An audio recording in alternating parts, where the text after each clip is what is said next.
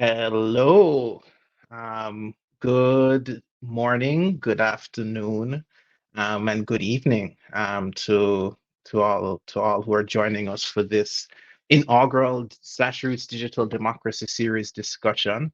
My name is Matthew McNaughton, and I am one of the co-founders of the SlashRoots Foundation. SlashRoots is a social impact organization with a mission to make the promise of Jamaica real for everyone. Our work involves engaging communities and public sector organizations in new ways around the problems that exist in Jamaica and across the region while better leveraging technology. Today, we're launching our first discussion in our digital democracy series. We had the idea to start these quarterly discussions because the rapid changes that digital technologies are bringing about are challenging, empowering, and disrupting our lives, our professions, our organizations, and our countries. And while commonly discussions about the risks and the opportunities are important, we felt that it is equally important and necessary for us to not always center those things, but to ask more generative questions about what is the world and the society that we want to live in? What kind of life do we want to lead? How can these advances that are shaping society serve that shared vision that we're crafting together? And so today's discussion on the right to offline felt like an apt place to start. In almost every public session about digital transformation initiatives in Jamaica and in our region, whether it's about digital IDs like NIDS or Jamdex, or the drive to move services online, questions about inclusion commonly are raised. What about those who don't have access to the internet or aren't good with technology? Is the closing of physical locations in favor of phone and online interactions really improving the consumer's experience? Globally, we've seen movements elsewhere raising this question as well. In several EU countries, there's a growing movement to establish a right to cash. Earlier this year, the Prime Minister and the Minister of Finance had to respond to misinformation that they were trying to remove cash from the Jamaican economy and the Jamaican context. And so, we believe that there's more to these challenges and these frustrations than just saying, let's keep things as they are and let's keep things offline. We believe that because the present isn't working. It's just more familiar for many of us. And so we wanted to have a discussion about inclusion within the context of these increasing number of government-led initiatives to transition countries to digital societies. And to help us explore that topic today, we have a very cool panel. I probably could have done this panel with any of these speakers individually, as they are each accomplished in their own right. But I'm actually most excited about the kind of cross-pollination of ideas having them share space can provide. And so today I'm going to be bringing them on screen so that we can to introduce each of them. First up, we have David Eaves, who is an associate professor and deputy director for the Institute for Innovation and Public Purpose at UCL, University College of London.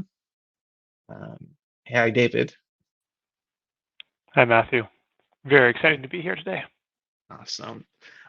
We have Mr. Anir Chowdhury, who is a policy advisor at the government of Bangladesh and A2I. You're muted there, Anir. Not hearing you. Sorry about that. I mean, excited to be here, just as Dave is. I think with you and Dave, it's always we open the box and we find all sorts of candies. So we'll see. No worries. Awesome. Looking forward to it. And then from the region, we have Mr. Nigel Cassimire, who is the Deputy Secretary General and Head of Regional Policy Development at the Caribbean Telecommunications Union. Nigel? Thank you. Thank you very much for inviting me. Happy to be here. Matthew. So, no worries. We do have, thank you all for joining us today. Yes, hearing you loud and clear, Nigel. Thank you. We unfortunately had one apology. Miss Anika Shuttleworth, who is the CEO for eGov Jamaica, just about 30 minutes ago got an urgent request that's going to prevent her from joining us today. But we'll see if we can get Anika on another discussion on this topic. So the structure of today's panel for everyone is I'll initially facilitate a discussion with our panelists on a number of questions related to digital inclusion and the idea of a right to offline.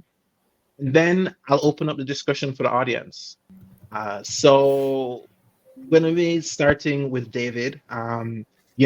David, we often hear quite often that governments talk about this idea of transitioning countries to a digital society. And more recently, we've also heard this term, digital public infrastructure. But many people in the public or in our audience might not understand what these terms mean and why governments are getting involved. Could you help us understand that? What is societal-wide digital transformation and digital public infrastructure? Thank you, Matthew. Yeah, I think for the last, kind of 20 or 30 years, people have talked about e-government as kind of the way that governments are thinking about technology and how to provision services more effectively. And then sometimes people talk about digital government. And if you've heard me talk before, I often talk about how I really dislike the term digital government because when you use those terms, I think people often think you're talking about the future or some kind of imagined future, when really what's already been happening for the last 30 years, longer, I mean, going back to the 50s, if you'd like, is the governments have been integrating digital technologies into their workflows, into the ways they work. And so there's not really a digital government. We already live in a world of digital government. It's how could you reimagine the way governments are working in that world? And then I think more importantly, what's also been going on simultaneously is that technology has also been transforming society. It's been transforming the way that people buy things, transact online, share information. And so if you think about, so I think governments have been observing that and have been a little bit hands-off, but there's kind of an increased kind of interest in being like, okay, well, how does technology should be shaping the government, and how do we want it to shape our society? How do we imagine the future we want to have, as you, I think, so excellently said at the beginning? And so I think when you think about the functions of the state, there's a few things that the state has traditionally done. So one is it's found ways to facilitate commerce by providing currency. It's found ways to help people assert who they are, provide identity, both so the state can frankly extract taxes from you, but also to enable you to participate in society. And then also it's tried to facilitate the exchange of information, sometimes as simple as standardizing language. And so I think if you look at once you're in a digital age, the state's now sitting back and being like, okay, we've kind of let that happen, but do we want to assert ourselves now in those spaces to try to facilitate that and prevent, one is to protect ourselves, to ensure that we're providing that in a safe and secure way and protecting our citizens. Part of that is to prevent a single player from developing a monopoly in those spaces and extracting rents. And some of it is to drive inclusion and access, to make sure that if it's just a market solution, it might ignore certain people who can't afford or can't participate. So how do we as a government make sure that everybody can? So there's this increased interest in the government of thinking about what is the core infrastructure in a digital era you need to have to run a society, and should we play a role in provisioning that? And so that's how I imagine this conversation at a very, very high level. Awesome. Thanks, David. Anir, I want to kind of bring you in on this. Bangladesh has similarly crafted this whole of society approach to digitization as part of quite ambitious national reform project. Could you share with us what whole of society digitization has meant in your context, and kind of reflecting on some of those challenges, that interest that David just mentioned about the role that the state can play in this work? Sure. Thank you, Matthew. When we started thinking about digitization within the government, so we used to call it e-government, digital government, things that Dave doesn't like, but that's what we started with. So 2007-8 timeframe. At that time, we had less than 1% internet penetration in the country. We have about 3,000 services that we provide to citizens from 50 plus ministries and about 350 agencies of the government. Out of those 3,000, maybe less than 10 were digitally provided. So we started with almost nothing, sticks and stones, to be exact, perhaps. So when we started thinking about it, the first question was, okay, if we start digitizing these services, these 3,000 services, let's say we digitize 100 services, passports, loans, birth registration, national ID, access to education certificates, so all sorts of things, right? 3,000 of them across 50 ministries, 350 agencies. So we can go ahead and put internet in all government offices. We can go ahead and train maybe a significant number of government officers to be able to be internet literate, and then bring in a number of companies to digitize those services. Then what? How are people going to access them? So then we started thinking about the last mile access. Then we talked about last person access. And that's where the whole of society concept actually emerged. So we were starting to look for locations where people would come, pay a small fee, and would access those digital services. And we experimented with different types of models. We used private sector locations, we used public locations.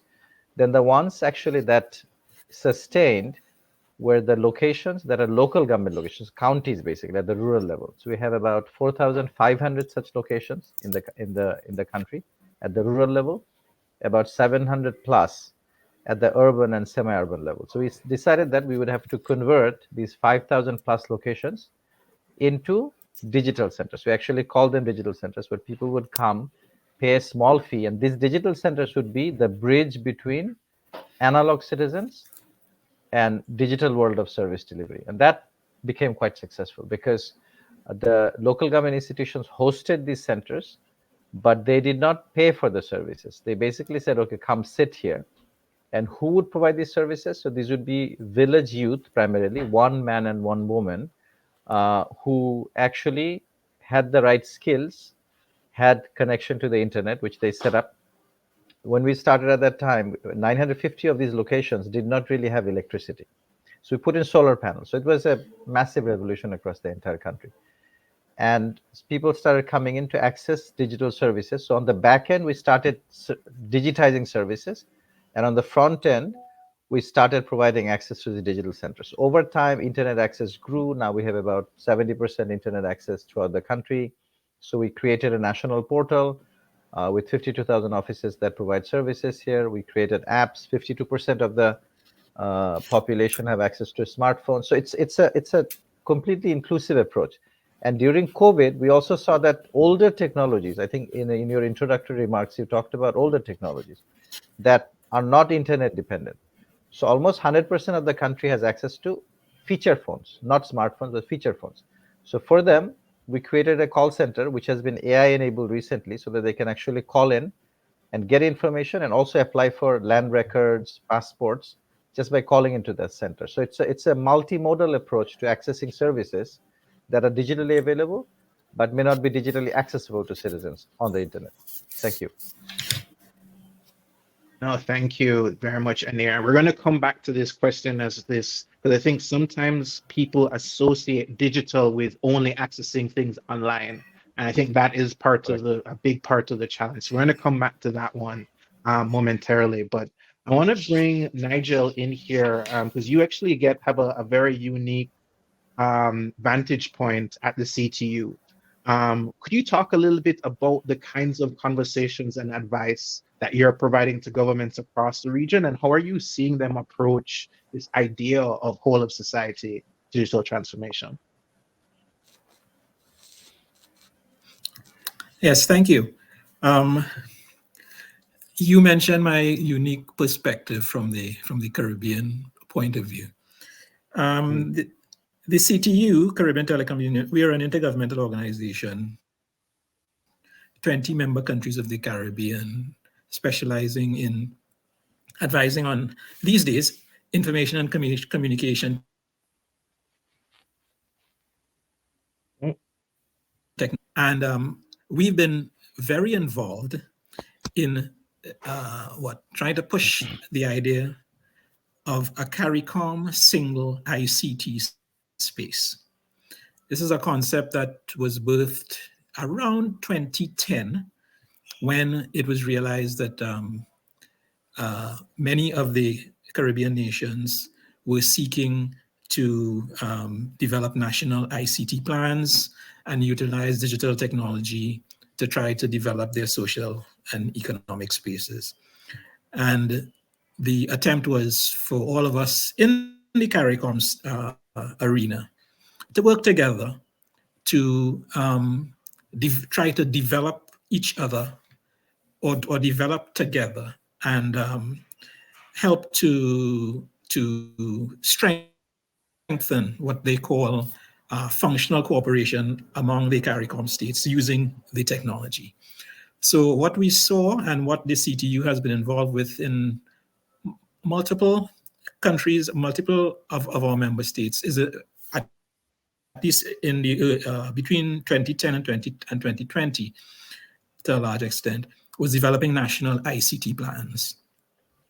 And what that sought to do was two things. One, enhance digital economies, and also to develop ICT industries and capabilities within the individual member states. So we were involved with assisting member states to develop ICT plans, and in the initial stages, it was more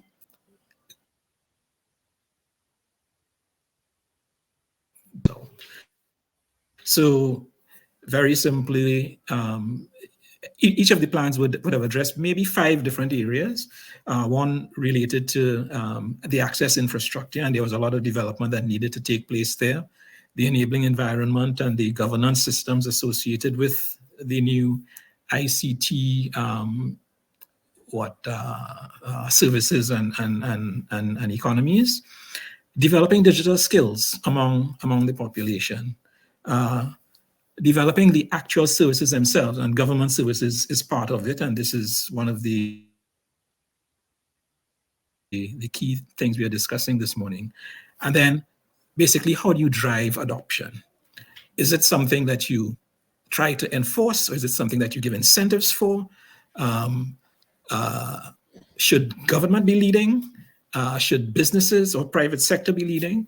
And one of the interesting features of the Caribbean is that in many of the islands you go to, government is the largest or maybe the second largest employer.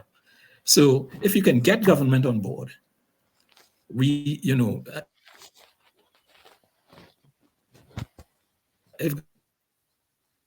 development. In more recent years, we've seen a little nuance in the sense that it's not just going digital now.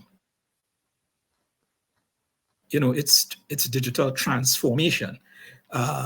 It's basically finding useful applications for the digital services.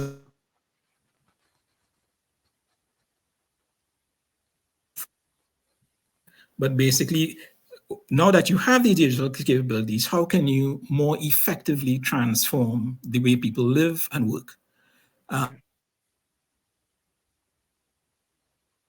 Nigel? The CTU is involved in Nigel? in terms of the appropriate policies associated. Yes? Sorry, your connection is dropping a little bit in and out for us. So we're getting big breaks. I might need to. Okay. I didn't realize that. What I'll do is I'll probably try to change location so that I probably get a more stable signal. Yeah, but we'll come back to you. Just to wind up. Yeah, go ahead. Yeah. Okay. Yeah, I was saying, but just to wind up, we've been seeing the change from just going digital to digital transformation, really trying to leverage the value of the digital technology to enhance the way we work and do business and live, as a matter of fact. Yeah. So I'll stop there and see if I can locate a little. No worries. All right. Thanks, Nigel. So, and I'm going to open this next question up to the panel. I mean, and we started with you, David, in this idea that, like, okay, the There are many of these functions that the state has been providing traditionally in kind of a non-digital way and is now thinking about, well, what does providing these functions in an increasingly digital world look like? And Anir, you kind of talked about the journey for yourself as well, but I think many of this, it's clear to me what the state's interest is, and kind of even as providing value, societal value to this work. But I'm curious if you could talk a little bit about in your respective works or from where you've been sitting, how do we think about the idea of the role citizens play in shaping these initiatives and these decisions? And either how you are working with citizens or citizens as co-creators, as users, as kind of consumers of these services, or how have you seen others do this in a really great way? Because obviously, adoption is an important part of doing this, and ultimately, many times there are people asking these questions around why, why change? So,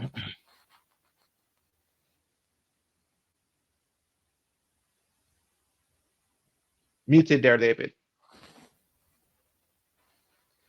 So I'm happy to defer to Anir, but I think the state, so there's a few things that I think are going on, and the context is a little different from emerging to mature markets, but there's some overlap. So I think in emerging markets, there's a recognition that the kind of the business models that helped create a lot of the what we would consider to be digital infrastructure, so like payments and even like some forms of digital IDs and ways of exchanging information. Those business models don't exist in emerging markets in the same way that they might exist in mature markets. So in particular, when I think about payments, like a lot of the digital payment systems in mature markets were really driven off of credit card systems. And if you live in a country where people don't have access to credit, then you're not going to bootstrap that software. You got to think of something different. But it's not to say that a digital payment system wouldn't be massively invaluable to that population, but you've got to have a different model for how you're going to bring it to them. But I think there's other things that are causing governments to kind of look carefully at this. So some are questions of sovereignty and just a recognition that these things are so important, they're needed for the operation of society, and the concern that they could get taken away if you don't actually have some ability to assert sovereign control over them. So I think the invasion of Ukraine by Russia and the resulting kind of sanctions and various other types of activities where people saw, for example, some of the payment systems were getting pulled out of Russia, made countries nervous. They said, wow, if a foreign company basically controls our digital payment switch, and we did something that made them or the governments oversee them uncomfortable, we could actually lose control of people's ability to make digital payments in our country. And that's a deeply frightening thing for a government to contemplate. And also the other thing is actually just looking at rent extraction. If you have a dominant player, I think people are quite worried that a digital ID might be provided by one of the big tech firms, and that would become the default in their country. And then now all of a sudden, every transaction, whether with the government or private sector, that you need to validate who you are online is flowing through a private company that sits outside of your country. That's a very disconcerting thing for a government to be confronted with. And none of this even begins to talk about, the risks of a lot of time this infrastructure really benefits a single, it's a network effect where it benefits a single actor who will generally buy up the other actors. It doesn't make as much sense to have competition. And so then you end up real risks of rent extraction where you have a single player who's extracting rents. And so I think the governments are looking at all of those risks. They're looking at whoa, we really want to get inclusive access for all of our citizens. We really want to ensure that we can guarantee and provide this in an emergency. And we want to make sure that, no one's being taken advantage of. And that's kind of driving many different policy goals to cause people to look at this infrastructure as a thing to be invested in and done by the state. Thank you. Thoughts, Anir? Sure. So Matthew, I talked about the digital centers. We started with 2 locations, now 9,000 locations with about 7 to 10 million people visiting them every month, and it generates a handsome income for the entrepreneurs who run them. So essentially, so these last mile service providers are actually citizens. They're not government employees. They sit in a government office because that's been given as a license to operate from. So it's a franchise where they operate these businesses. So these 9,000 micro, or rather nano businesses. And then they started with just a few or handful of services. I think we started with just one digital service, birth registration. Now there are about 380 types of services that are delivered, and more than half are actually private sector services. Banks have made these citizen entrepreneurs into bank agents. Full service banking is actually happening through these agents. They have become e-commerce agents. So in the rural areas, artisans need support to upload their images on e-commerce portals. So they come to these locations, get their pictures of their products taken, and they can then upload. These digital centers also act as logistics centers, so they manage the movement of goods also. So it's actually how we see a very unique type of public-private partnership using government office, local government office, private sector entrepreneurs providing public services from many different agencies in one location. So it's aggregation, and also services from the private sector. But I want to just talk about a personal story. When I went back to Bangladesh after spending about 18 years in the US studying and doing startups, and when I started this program, in the beginning, I remember I went to a grocery shop, and one of the old style grocery shops in those days, 2007, 8 time. Actually, this was in 7. This boy of about 16 or 17 was helping me with carrying my stuff, and I got to ask him what he does with his money. So he earns a limited amount of money, maybe about $20 a month, and he had to send about $15 to his mother in a remote location. And I asked him, how do you send this money? So you get in cash. I would pay him, other customers would pay him, and they get all this money in cash. And he has to send about $150 to his mother at the end of the month. And there was no secure or predictable way to send it, or cheap way to send it. So he would find somebody who would take the money in cash, or he would go to Western Union and pay a fairly hefty commission. But then he found something quite interesting. He said that he learned that the mobile phone operators allowed something called airtime transfer. So what he would do in his location, in the city I lived in, so he would do a top up of $15 or $150, and that money would be sent to his mother through airtime transfer with the telco, and then that would be cashed in the mother's location, like maybe 300 miles away. So he actually invented, not just he, I think a community of people invented mobile money transfer before M-Pesa actually came about. Before, in Bangladesh, we have the biggest mobile financial service provider, bKash, doing hundreds of millions of dollars every day now. But so this is a citizen invention that was commercialized with a mobile financial service provider. So all these very interesting things can happen by using technology if you actually allow communities to design in their own way. And we've seen numerous examples of that. I just wanted to share one personal example, which is very inspiring. That was one of the most inspiring things that happened to me when I went back to Bangladesh, and that I felt that this is where things can happen. It's not in the US, it's not in UK. Yeah. That things happen, innovations happen, not in Silicon Valley, but all in Bangalore. It can actually happen anywhere in a community of people who want to make things happen using digital. No, thanks, Anir. So there are two things I want to kind of just tease out, and then bring David in and a final thoughts on this, and that I want to kind of maybe kind of make this very visible to the audience.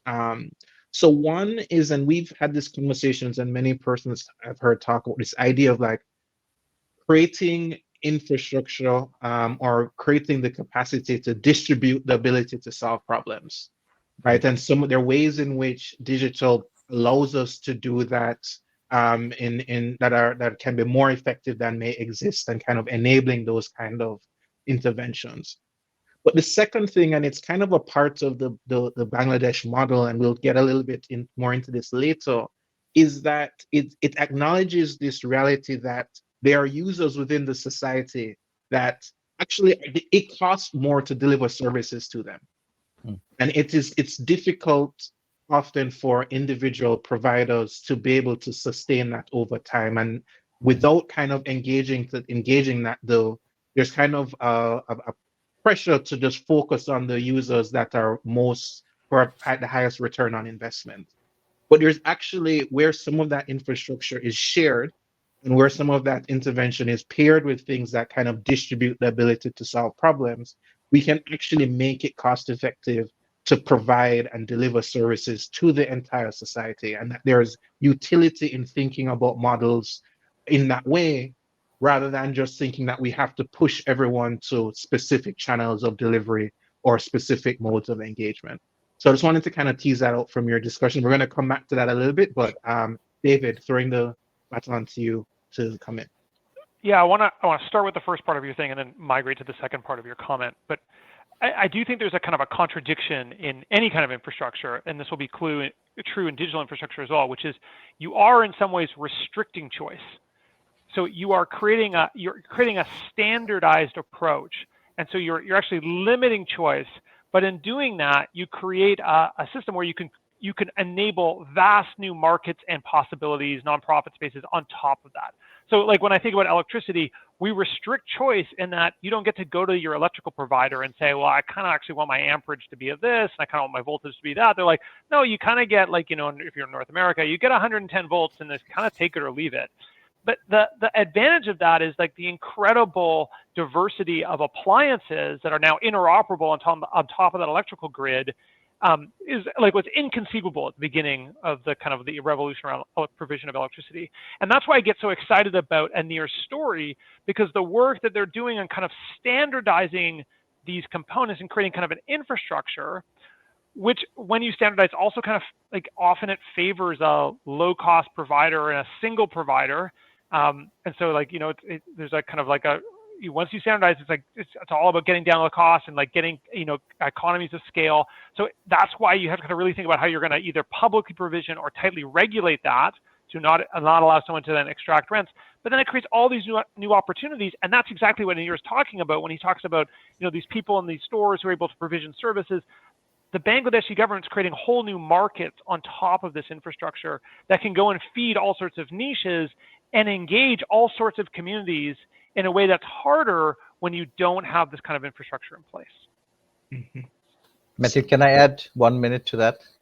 No worries. So what Dave said is about standardization. So obviously by standardization, you're restricting choices, but some choices are really not that useful, right? So would you want to have a rectangular wheel?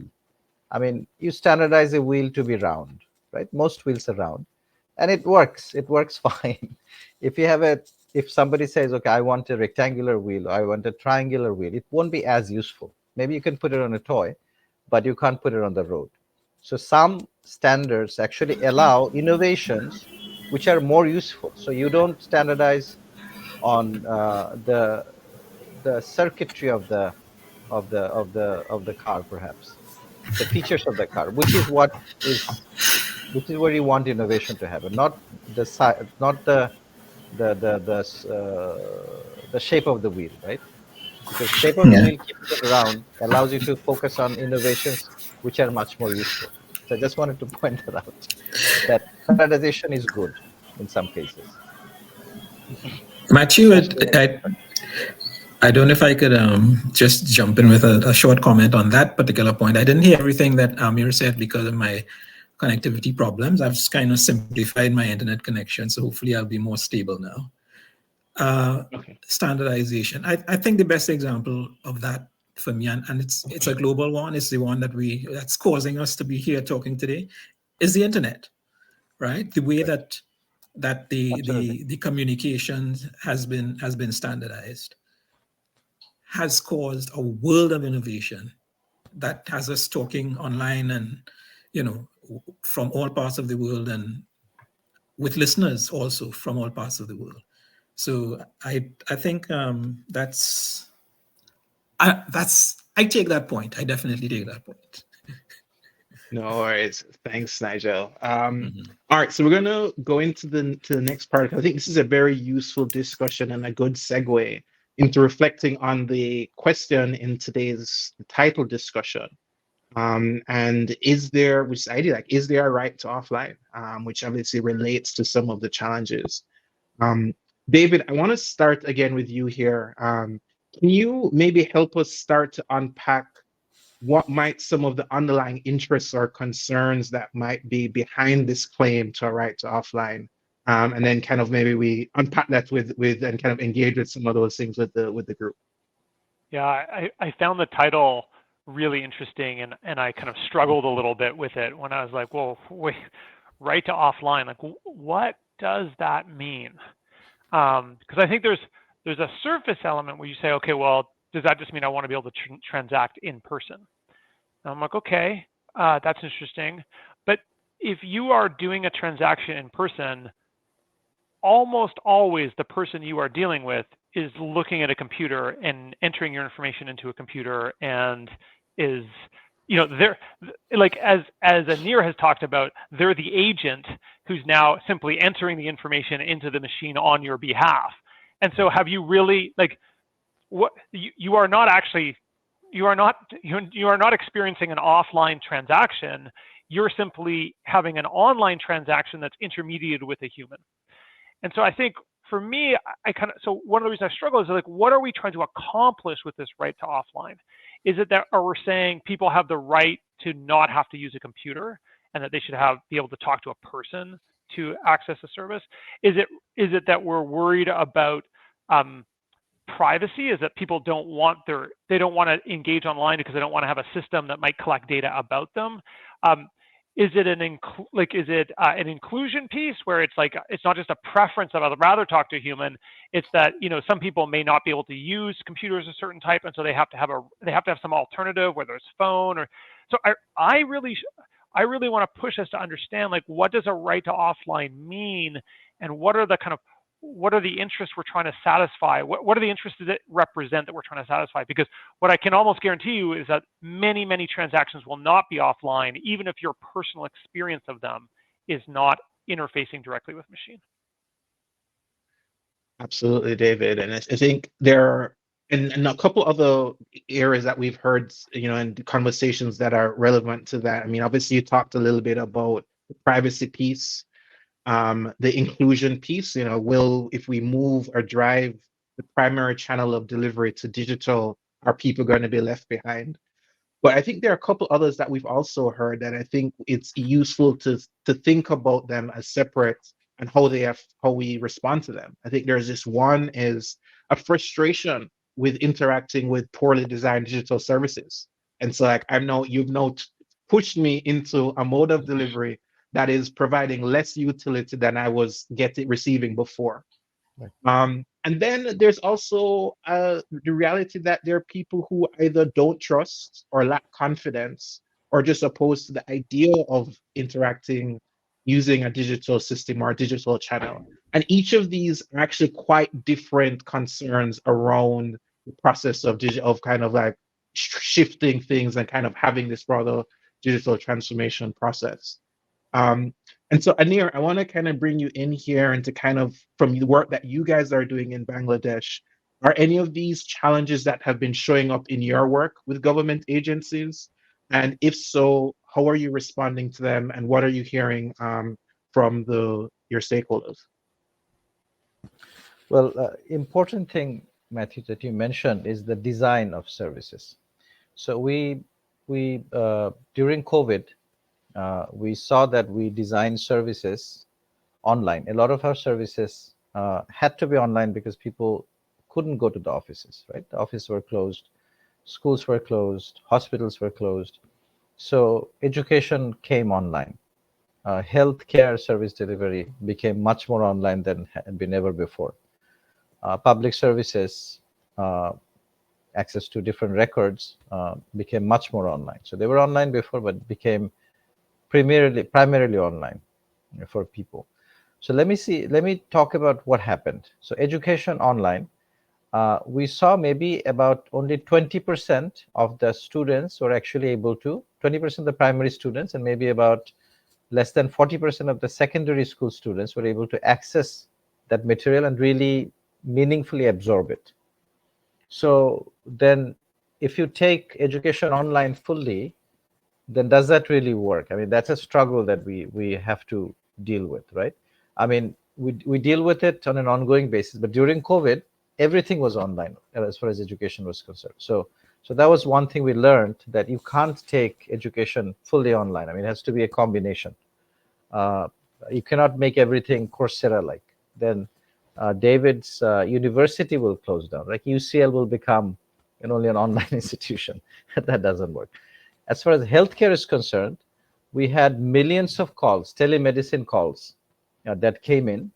But then again, who benefited? Only the connected benefited. The people who did not have meaningful connection, or who were not able to get their diagnostic information into the clinics, into the hands of the doctors, couldn't really get proper service.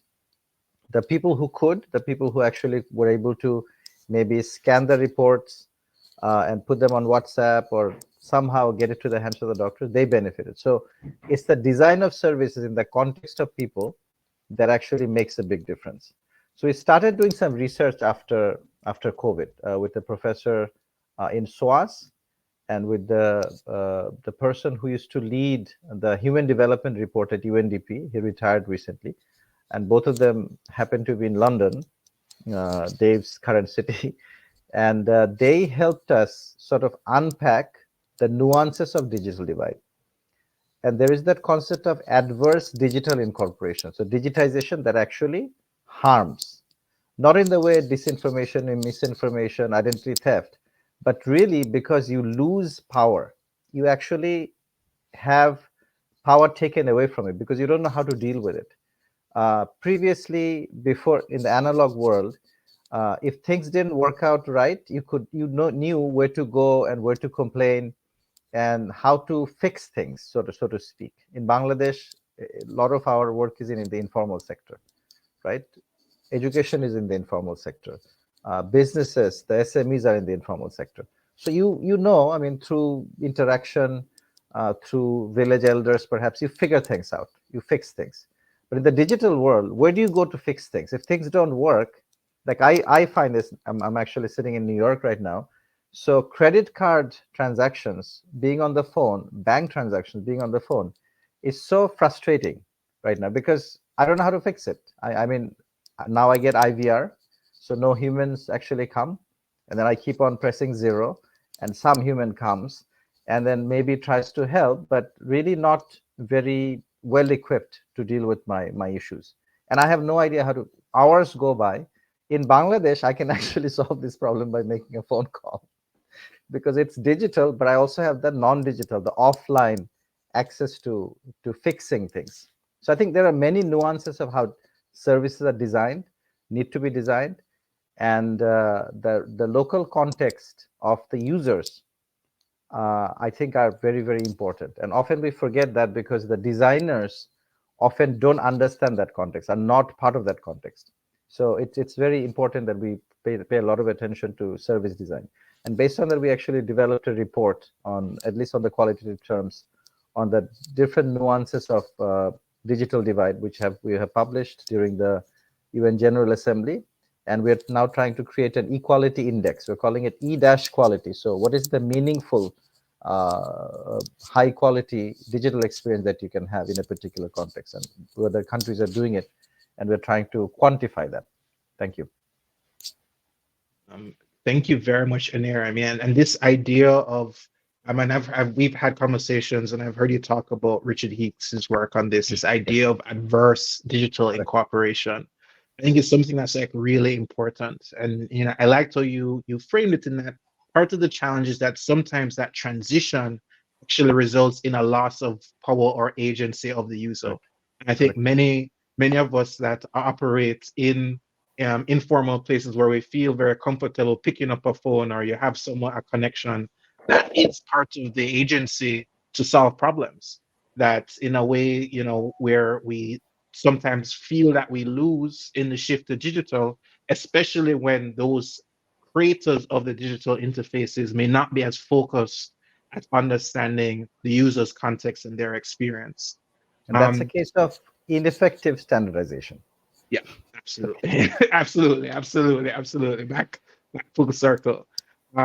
Nigel, I want to bring you in here on this a little bit. And obviously this idea of these challenges that ultimately underpin this claim or ask for a right online.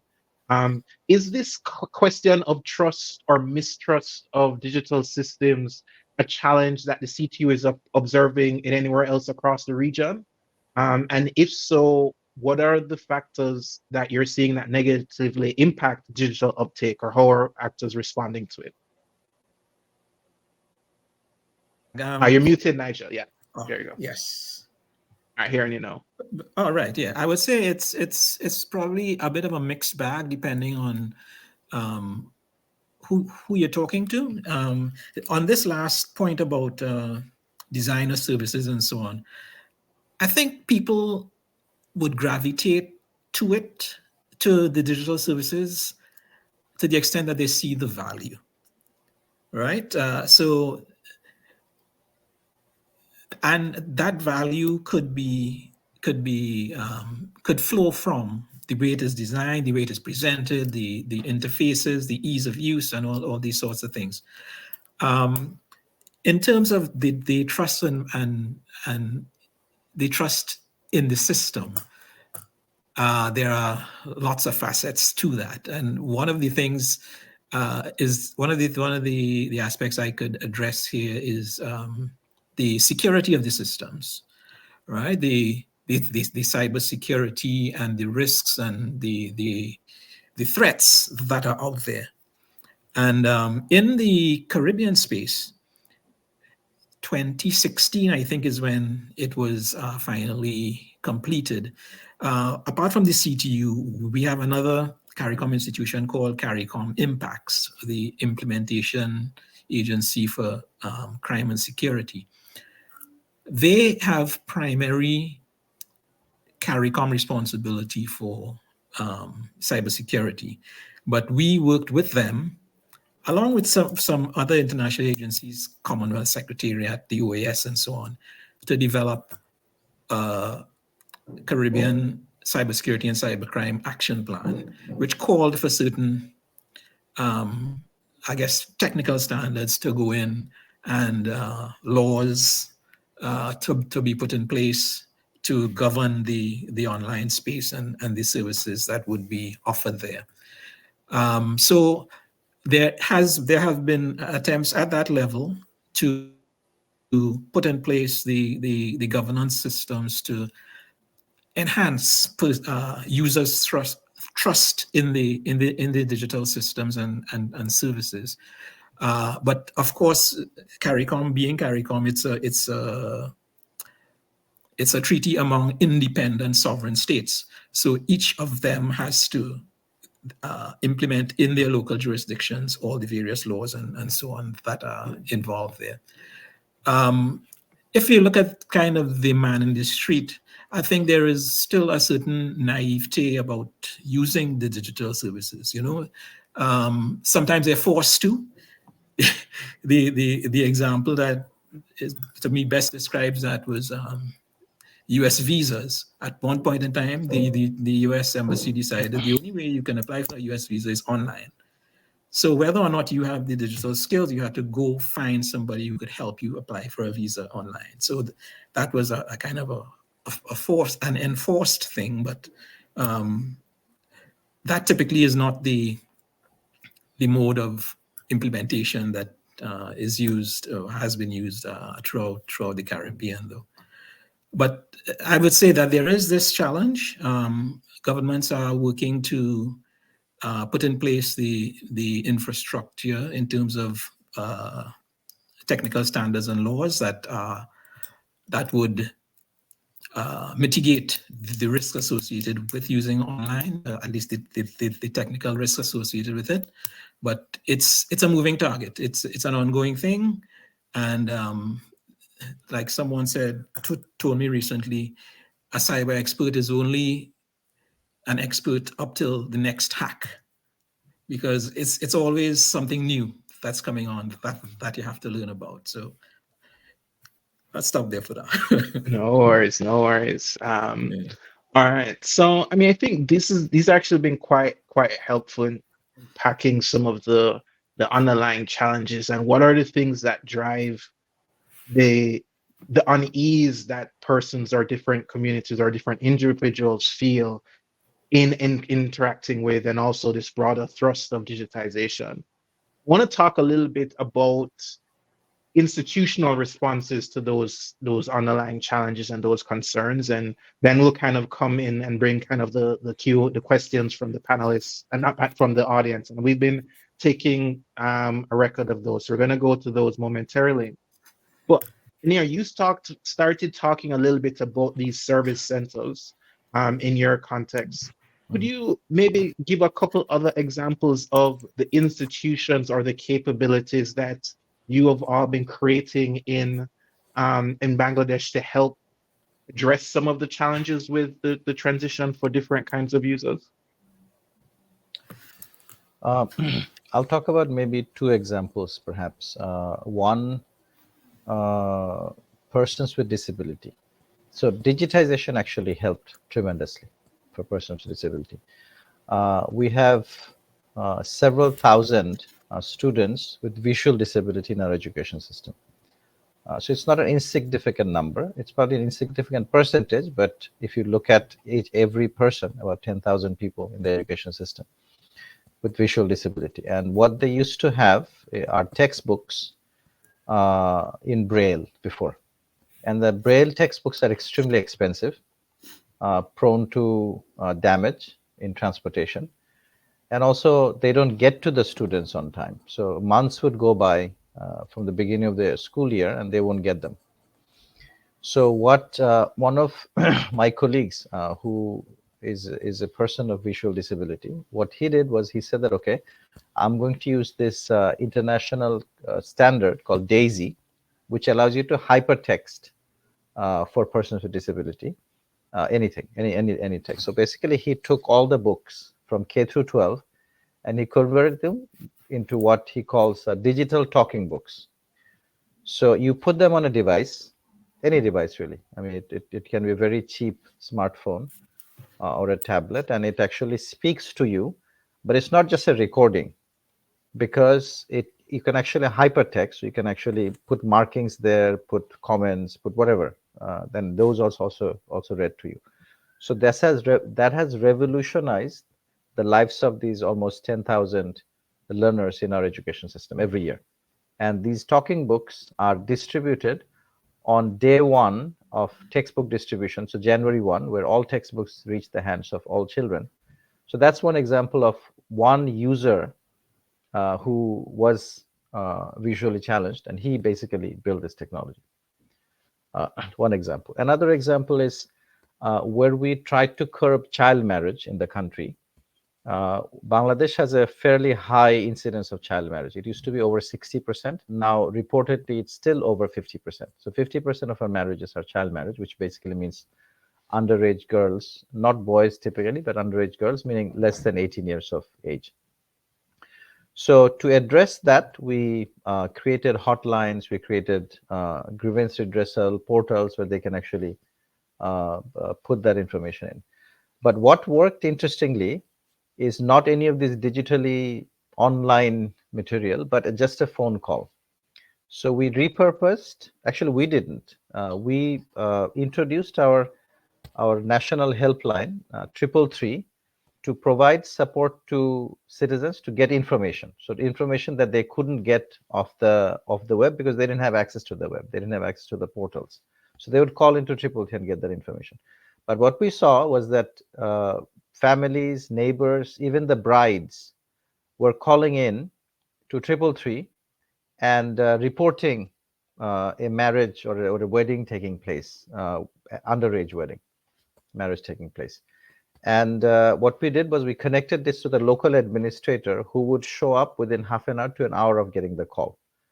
So in the last couple of years, we actually were able to prevent about 10,000, almost 10,000 child marriages through this mechanism, just with a phone call which is connected to the local administration. So again, if you actually have a portal where you send a picture or type something in, that's not going to happen when a marriage is taking, when a wedding is taking place, without the concern of the bride or even the groom. Sometimes it happens because of social reasons. Sometimes it happens because of economic reasons. So those are things that we are seeing, that alternative to digital. So your offline idea, maybe old technologies at play, connectivity perhaps, but phone connectivity. So those are things that we are seeing, and we're opening up to all sorts of technology. It doesn't have to be online. It could be anything that makes sense. During COVID, we actually opened up. We converted our Parliament TV into education TV. So we had education programs broadcast every day from morning to night, because that had far more access to students. Students had far more access to the TV than to online materials. They didn't have to pay for it. They didn't have to have data plans, which are expensive, broadband data plans. So these are some of the examples that we are seeing. I don't know if that answers your question. Oh, no, very helpful. I want to maybe ping both Nigel and David on this. I mean, are there, from where either of you are sitting, are there capabilities or practices that you're seeing governments adopt that better enable this kind of inclusive um, transition for their users and for their stakeholders? Are there things that stand out for either of you? Yeah, I could say a couple things in terms of inclusion. I'm based in Port of Spain, Trinidad, and in the last 10 years, I would say, I've seen the Telecommunications Authority, for example, move from doing in terms of the focus of their household surveys of telecoms and ICT use, to publish 2021. I think that's the most recent one, a digital inclusion survey. So the emphasis has become more on digital inclusion now. Typically, governments in the region would be looking at inclusion from different aspects. One is, of course, geographic inclusion, making sure that you don't have, or you minimize the number of areas and communities that have inadequate access. And governments basically address that by creating what they call the universal service funds, get funds available to build out infrastructure to those places so that they can be connected to the ICT grid and access digital services. So that's one aspect. And then, of course, Anir mentioned persons with disabilities, for example.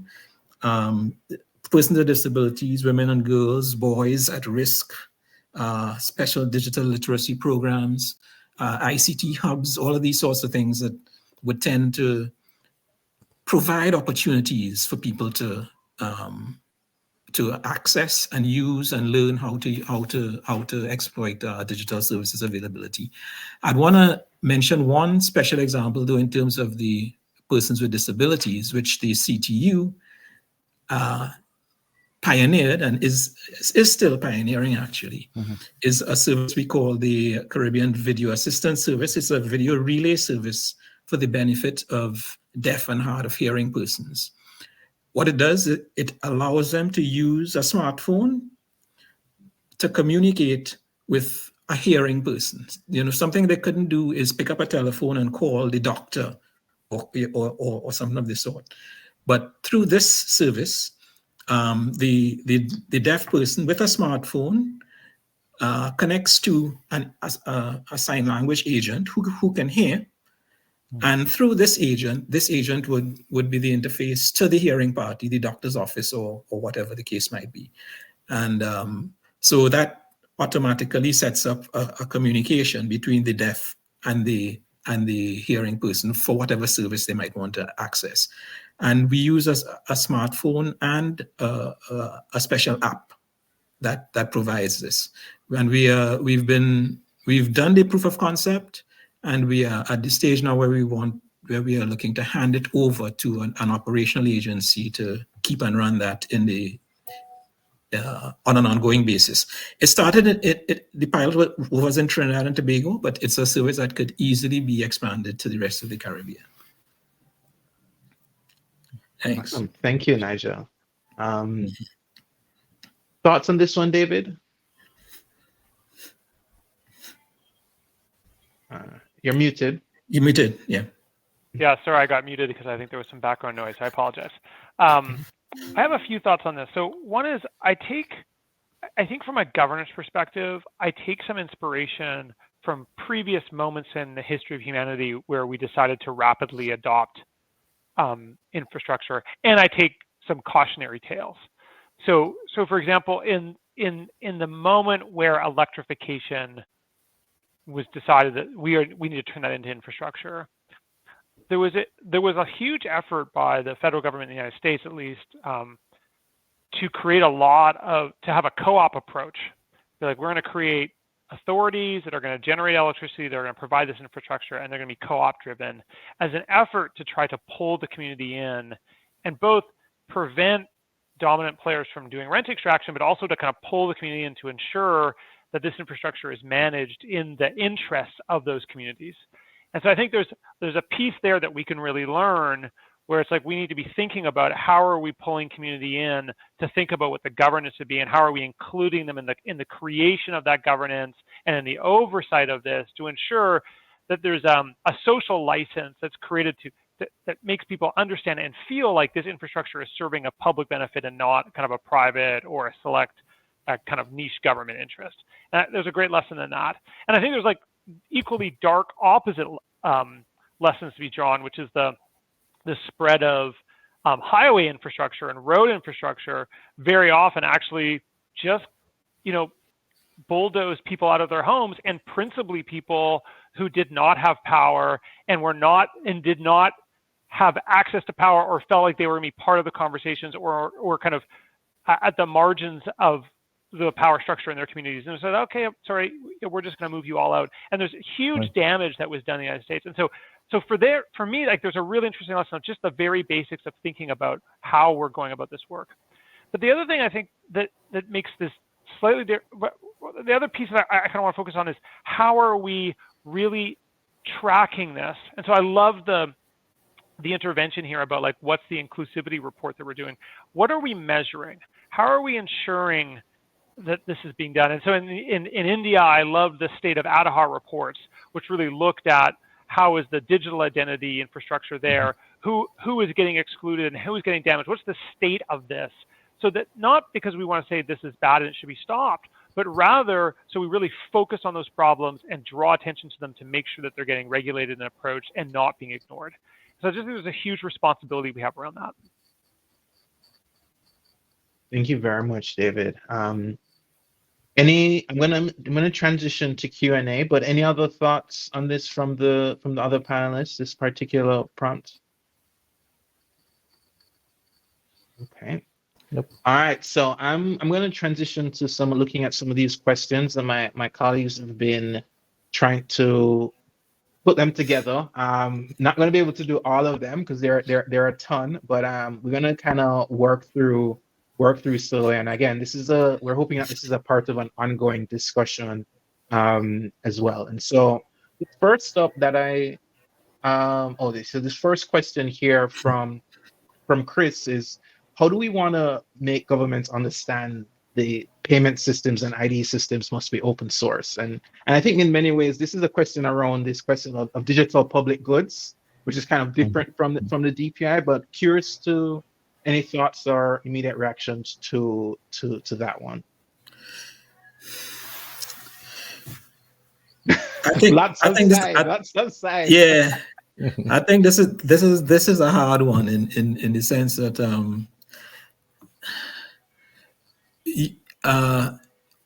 there are arguments on both sides, of course. A proprietary versus an open source, and How do you control the quality of the open source development? But at a certain level, one has to also take into account your national objectives, right? So I talked early on about developing national ICT plans, and part of that was often involved governments wanting to develop ICT industries nationally, ICT expertise and software development and these sorts of things, right? So if it is that is a strong driver for government policy, then I think it would be easier for those governments to adopt, say, an open source sort of approach, because that would give them the best opportunity to develop local skills and innovation. And a great advantage that would provide as well is that you can focus on solving local problems. So you can develop solutions to local issues using your local expertise. And having done so, you can find yourself then growing the capability to start exporting some of that knowledge and expertise and for applications in neighboring, regional, and possibly even in international markets, right? So I think it depends. It has to start to a certain extent with what the government policy is. And I would say the more the government is involved, is concerned about developing its own local expertise, is the quicker they would tend to gravitate towards pushing some open source. Maybe just to piggyback, I love this answer because I agree we need to look at what the policy objectives of the government are. I think for me, there's two considerations. One is I really like the piece on open source because one is it does mean that you have the opportunity of being flexible around vendors. So you can remove a vendor who's serving that solution and possibly bring in someone else to offer that. So it prevents the kind of lock-in that I think a lot of governments fear.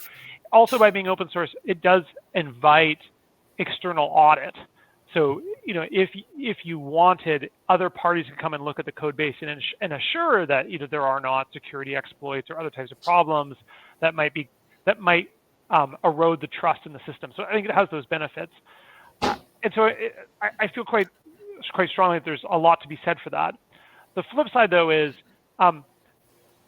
it can be quite expensive to manage a system. And particularly speaking in a Caribbean context where you have a lot of very small countries, is it realistic to expect that every single one of these countries is going to be able to stand up their own identity system, their own payment system, their own data exchange system, operate those systems in parallel, each of them with the limited resources they have? I think that there's some open questions there. And so the governments are going to have to kind of balance the budgets they have and the needs they have. And so I just don't rule out proprietary solutions full stop, but I recognize very powerful benefits to an open source approach. I mean, I would... come on in there. I would agree with Dave, actually. So there are definite advantages. So vendor lock-in can be prevented. You can modify to your heart's content in terms of what you want to do with open source. But I think the DPG discussion, which is the open source discussion that emerged last year, I feel that globally has honed in on a restricted open source. I mean, it's really the DPI discussion, digital public infrastructure. I think that's what is getting more prominence in terms of what we want to gravitate towards. And the difference is in DPG or open source, everything is open. The source code is open, so you can modify. In DPI, the source code may not be open, but the interfaces are. So essentially, think of this as Lego blocks. So you build Lego blocks or you build things with Lego blocks, and they have standard interfaces. You can actually put them together. But you can't break down a Lego block, right? You can't say, I'm going to take a Lego block, break it, reshape it, because once you reshape it, the standard is lost. And you can't then interoperate it with another Lego block. So I think open standards are very critical. in all these systems. Open standards that are adopted, that are actually built in a mature way, adopted by public and private sector. But DPGs are sometimes a luxury to have. But people who can actually deal with that luxury could go with open source and DPGs. That's my conclusion. The last 1 year of discussion about DPG versus DPI. No worries. Thank you. And just one thing I want to maybe just tease out here, and I think, you know, I'm looking at some of the participants in on the stream, and I know there's several researchers and professors that are here. And so this question around the economics of delivering digital public infrastructure in smaller countries is like a really live question. I think, David, you and I have been talking about this for some time, and I think this is definitely something that we need to think about, because, you know, outside of the challenge of the cost of operating and maintaining, there are significant benefits for these systems to be connecting, and we're seeing actually in places like even as countries as big as India, you know, their national payment switch connecting that to the Singaporeans, and so every person in India being able to do a direct transfer on from one national payment switch to another national payment switch without going through, you know, some of the traditional private intermediaries. And so I think there's a lot of advantages and of thinking about some of the costs of doing this, but also how do we think about the cost of doing this also at different sizes of countries? And I think that's an important question to think about too. Well, if I could just jump in on that point, Matthew. One of the webinars, I guess, we had earlier this year or last year related to the idea of developing a complementary currency, a complementary digital currency in the Caribbean, right? The small Caribbean states, as David mentioned, yes, it certainly is a challenge in terms of each of us trying to develop our own individual systems, and agencies like the CTU are seeking to help us to work together to work out harmonized solutions that we can all benefit from. And one of the ideas that is under development is a complementary currency that would allow an enhanced trade within the Caribbean without having to draw down on often hard to get foreign exchange, right? So, and how could we develop a digital system that could make that happen?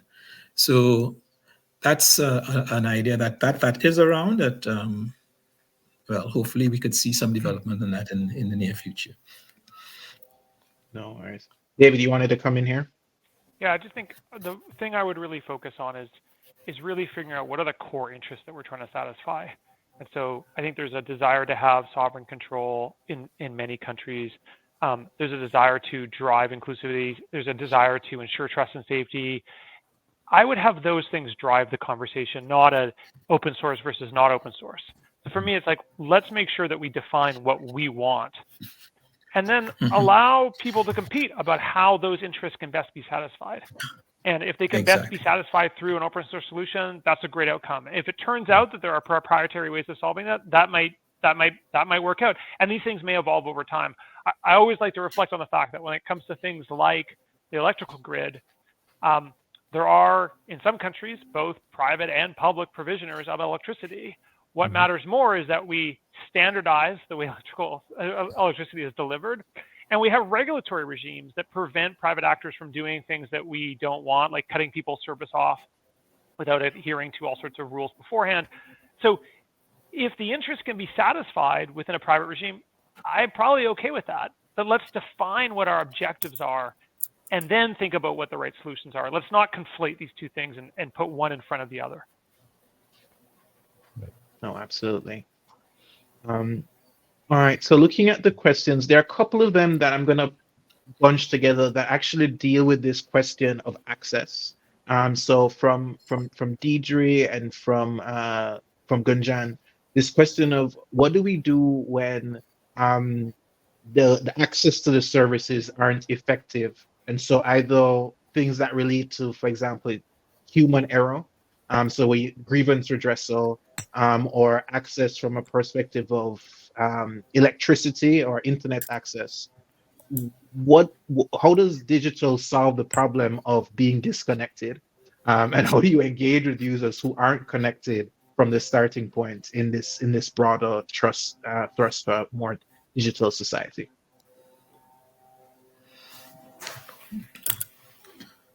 Who you want to start that one? Well, I guess. Let me say one or two words, which is I think one of the dangers about talking about digital infrastructure is people presume that it has to have persistent internet connectivity for digital infrastructure to work, and I don't think that's actually the case at all. And there's actually wonderful examples out there where that is not the case. There are plenty of examples in India and even possibly Anir in Bangladesh where people are able to provision services, use digital IDs, do digital transactions when they're not connected to the internet. So actually you have people going out into communities that are isolated or remote, doing the transactions, and then coming back into places where connectivity exists, and then syncing those transactions up with the world. And so we shouldn't, in the same way that I just don't think like if you're interacting with a human, you're no longer doing a digital service. That's a false, like there's almost definitely a computer behind the scenes. In the same way, just because you're not on the internet in a moment does not mean you're using internet-based tools and digital tools.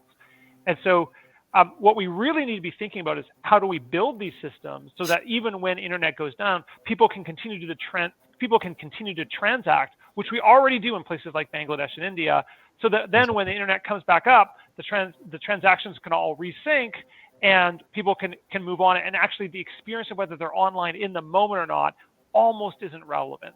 And that won't be universally possible for all transactions, but there are a broad set of transactions that can make people's lives much better from when that is true. Yeah, absolutely. Anir, sounds like you wanted to come in on this one. Sure, absolutely. No, I talked about a few examples in the context of Bangladesh. So access is determined by your context. So if you are able to operate and afford a high-speed, reliable internet, then you use that. You have the skills, you have the devices, you have the money. If you don't, then use less reliable internet. If you don't have access to internet or devices or skills, you make a phone call and have the operator access the internet. If you can't even do that, then you actually walk over to the nearest digital center and have them access the internet. So there are multiple modalities of access. Not all of them have to be directly connected to the internet. And David talked about how the intermittent internet access also works. I mean, we all use smartphones here, I think, whoever is on the call here.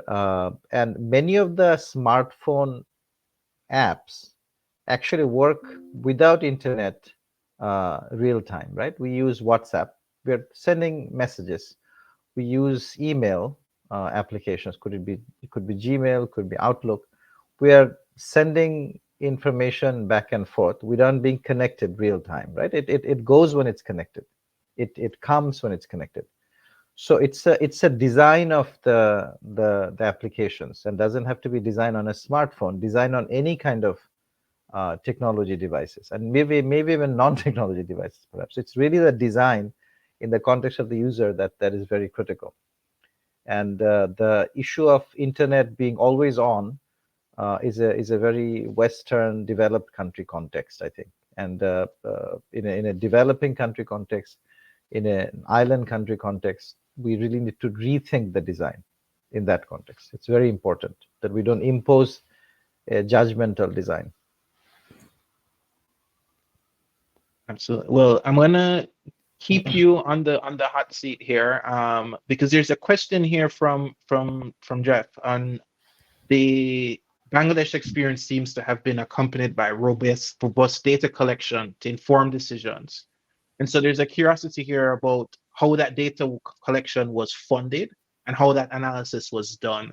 And how are you kind of effectively dispersing the capability to do this across the many different agencies that are effectively now trying to do this digital delivery of services? Well, I mean, yes, we have collected a lot of data, but I mean, the question seems to indicate that we have developed a perfect system. It's actually not that.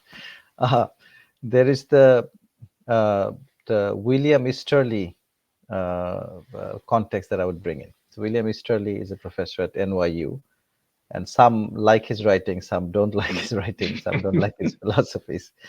But he talks about a planner's approach and a searcher's approach. Planner's approach is where there are planners who know it all and then could provide prescriptions. And the searcher's approach is everybody assumes that we don't know it all and we just search for the right solution. So I think looking back, I mean, I did not read Easterly when we started this work, but looking back, I think our approach was a searcher's approach, and it paid off for us because we didn't really know much. And I talked about when I went back from the US to Bangladesh, I was asked to just apply my US knowledge to the context of Bangladesh. And I found out very quickly that it was next to useless. And I really needed to understand the local context and design in that way, very responsive to the local context, having true respect for it. So I think the data collection, I mean, it's a sort of a long-winded approach. We collected a lot of data, but it's not like the way you collect data, do data analysis and come up with decisions and solutions.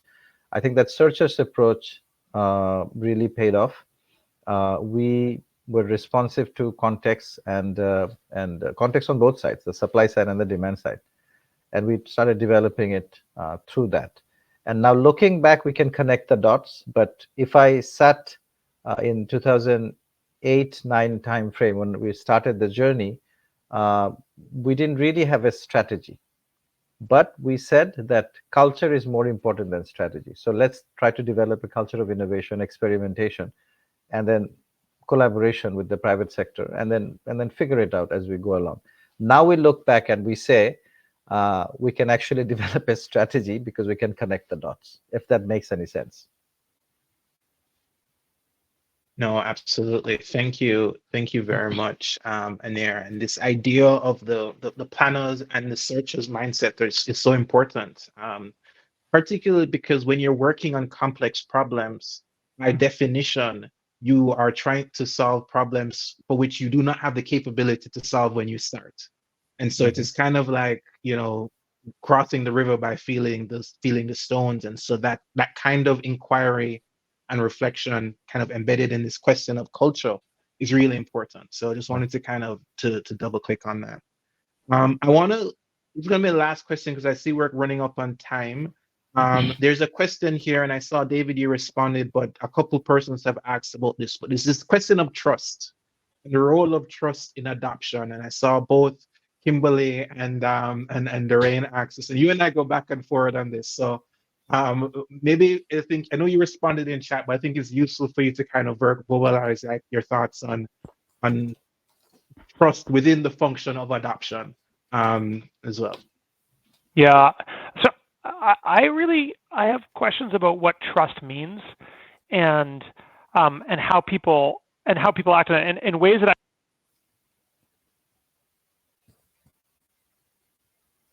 lost your audio there for a second.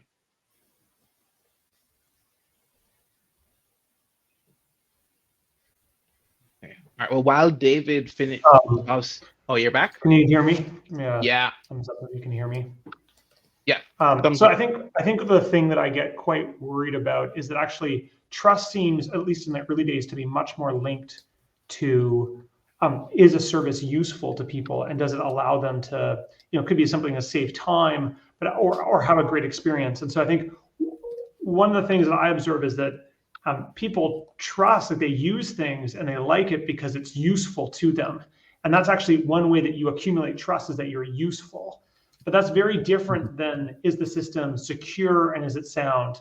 And I'm always reminded of me of like one of my favorite readings that I assign my students, which is a Steve Yegi rant, in which he talks about the PlayStation Network and how it's been hacked 3 times, but people keep using it. And so for me, it raises real questions about what does trust mean and how are we evaluating it? Because I actually think if we build something really useful, people will use it. And how much they trust it actually becomes less relevant than is it just useful to them. And it can actually dangerously lead us to get away from the notion of, do we have to make it safe and do we have to make it secure? Because people will just keep using it. And so that makes the burden of doing these things right even more powerful. And you can't necessarily rely on the feedback loop of people leaving the system or not using it, which is what I think people think they're going to be relying on. And I'm not so certain that's going to be always the case.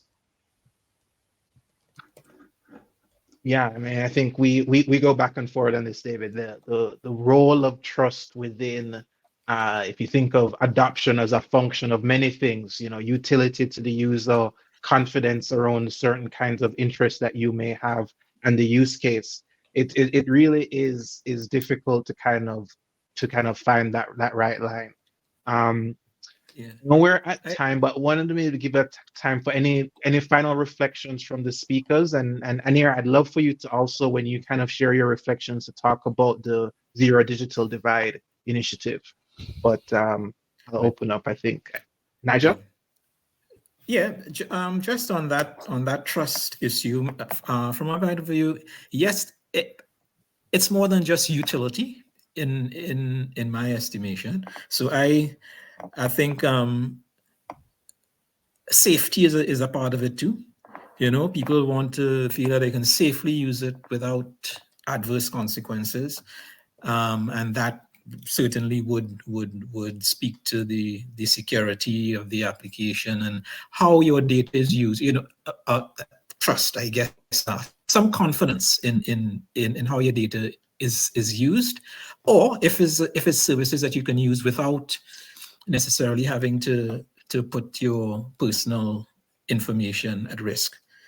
So that's, I think those are part of it. Cybersecurity is part of it, and this trust issue is from the man in the street to the governments, right? Because governments want to do e-government services, but everybody feels that they have to keep their data centers local, right? In an age of greater and greater cloud computing.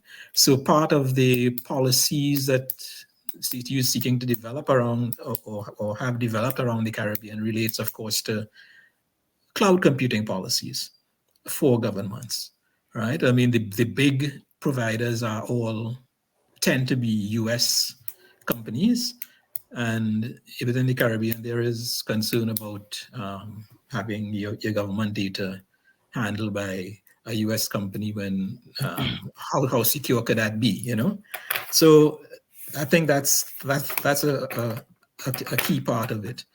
The name of the thing is right to offline. This is all these are considerations that the end users have to mull over in terms of the extent to which they participate in the online world. Full disclosure, I am one of those people who don't see the value for me to be a great social media user, So I participate in a limited way in all the social media aspects. So I exercise my right to participate or not, right? To the extent that governments want to put government services out there, I think in free countries, we would have to find ways and means to provide incentives for people to use them rather than forcing people online. There are always going to be barriers, age or digital skills or accessibility and all these kinds of things. So I think all of that has to be taken into account. Thanks. Thank you very much, Nigel. Anir, any closing thoughts? Sure. You asked me to talk about the Zero Digital Divide slogan and commitment that we started just a few months ago. So Bangladesh possibly is the first country to boldly say that we will achieve Zero Digital Divide by the 70th anniversary of the country's birth, which is 18 years away. So it's quite far away. So it's aligned with the target of becoming a high-income country. That's a political goal set by our Prime Minister. Similarly, in 2008, in her clarion call to build a digital nation by the 50th anniversary of the country's birth, 2021, the pledge was that we would go from a very low income LDC to a middle income country. So now the leapfrogging is going to be higher, and associated with that is the commitment to become a country with zero digital divide. We're looking at four types of marginalized communities. Women, we know that the digital space for women is limited, restricted, much more so than men. In fact, we are actually seeing dropouts, women, because they're being subjected to cyberbullying and all sorts of internet hacks in their personal lives. Second community is the persons with disability, all sorts of disability, physical and mental disabilities. Third is the extreme poor, who are often marginalized because we don't design for them. And the fourth is the cottage, micro, and the small, medium enterprises, who are also at the short end of the stick of digitization. So we're looking at three types of capabilities. One is access, internet access, or other types of digital access. Second is literacy, which is possibly going to be somewhat eliminated because the use of AI, you don't have to type anymore. You're actually going to be able to talk to devices or your phones, even feature phones, and access services. And the third very important issue is the issue of service design, how we design it in the right context for the right user at a personal level, really at a personalized level.